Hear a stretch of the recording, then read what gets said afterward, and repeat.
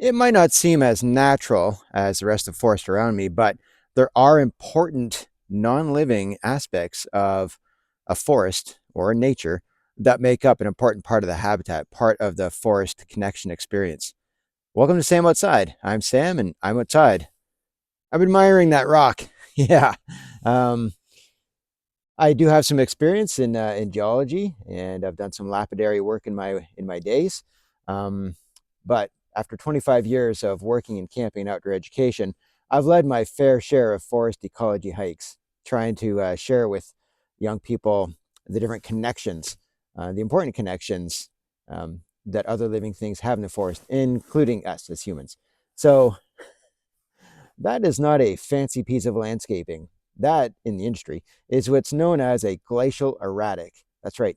Glacial referring to the last glacial episode that was more than 10,000 years ago, and erratic, or nomadic, as some people sometimes call it, erratic in its placement, dispersion, its location.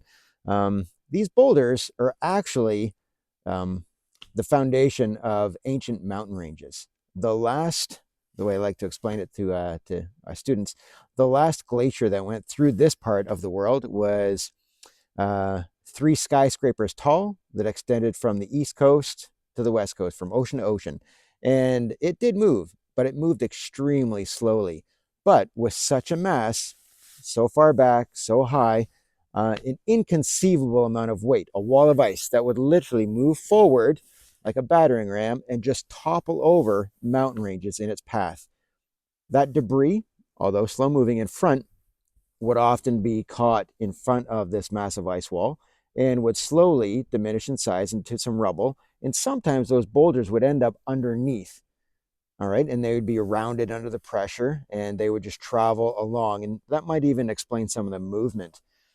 As those glaciers receded, as they melted, that rubble would be slowly left behind. So often, boulders like this have no similar geology makeup of any of the other rock nearby. This glacier, this boulder, could in fact be from hundreds of kilometers north of here.